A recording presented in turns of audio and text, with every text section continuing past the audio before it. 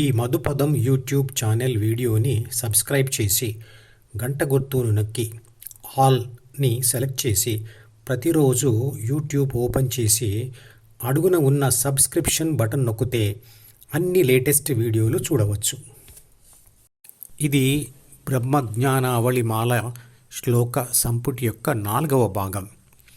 శ్లోకం 7లో శంకరాచార్యుల వారు నేను తత్వాలకు అతీతుడను అంటాడు. మనిషి తత్వం మనసులో ఉంటుంది కాబట్టి మనసును వదిలివేస్తే ఇక తత్వం అనేది ఉండదు కదా. నేను శరీరానికి కూడా అతీతుడను అంటాడు. ప్రాపంచిక ఆత్మ మనసులోని ప్రాపంచిక సమాచారం మరియు కోరికల ద్వారానే జ్ఞానేంద్రియాలను నియంత్రిస్తుంది. అంటే కావలసిన వాటిపై ధ్యాస పెడుతుంది. జ్ఞానేంద్రియాల ద్వారానే శరీరాన్ని మరియు ప్రపంచాన్ని గుర్తిస్తుంది. నేను కళ్ళు, చెవులు, ముక్కు, నాలుక మరియు చర్మం మీద ధ్యాస పెట్టకుంటే నాకు శరీరం ఉన్నట్లుగా తెలియదు. మనసును వదిలివేస్తే నాకు శరీరం యొక్క స్పృహ కూడా ఉండదు. ఆ స్థితిలో ఆత్మ వెలుగుతున్న జ్యోతిలాగా ఉంటుంది. శ్లోకం 8లో అతను నానా రూపములు నాకు లేవు అంటాడు. ఒకే పదార్థము వేర్వేరు ప్రదేశాల్లో వేర్వేరు సందర్భాలలో వేర్వేరు రూపాలతో ఉండవచ్చు.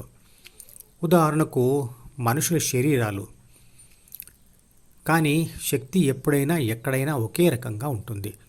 ఉదాహరణకు విద్యుత్ శక్తి ఎప్పుడూ నిరాకార స్వరూపం, కానీ అది ప్రవహిస్తున్న వైరు రకరకాల రూపాలతో రంగులతో ఉండవచ్చు.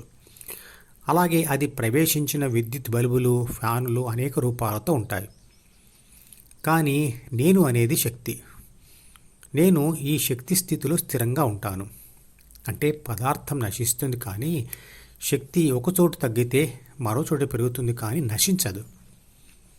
శ్లోకం 9లో అతను అంటాడు, మాయ మరియు మాయతో కలిగే శరీరం నాకు లేవు అని. అంటే ప్రకృతి మాయ అయిన ప్రాథమిక మనసులోని శరీర రక్షణ, పోషణ, పునరుత్పత్తి బాధ్యతలలోని పునరుత్పత్తి బాధ్యత మరియు కామ, క్రోధ, మోహ, లోభ, మదమాత్సర్యాలు అయిన అరిషడ్వర్గాల అంటే 6 శత్రుగుణాలలోని కామం వలన ప్రాణశక్తి సంతాన రూపంలో పునర్జన్మ పొందుతుంది. కానీ అతనికి అలాంటి పునర్జన్మ ఉండదు అని అంటున్నాడు. నేను స్వయం ప్రకాశాన్ని అంటాడు. అంటే నేను దేని కంట్రోల్లో లేను అని అర్థం. శ్లోకం 10లో నేను గుణాతీతుడను, సాక్షిని అంటాడు. గుణాలు ప్రాథమిక మనసులో ఉంటాయి కాబట్టి ఆ మనసును వదిలినప్పుడు అతను గుణాతీతుడే అవుతాడు. కాబట్టి అతను శరీరంలో జరుగుతున్న అన్ని పనులను నిశ్శబ్దంగా గమనిస్తూ ఉంటాడు. అంటే సాక్షిగా ఉంటాడు. అప్పుడు ఆత్మయే శుద్ధ శక్తి స్వరూపం. శ్లోకం 11లో నేను అంతటా ఉన్నాను అంటాడు.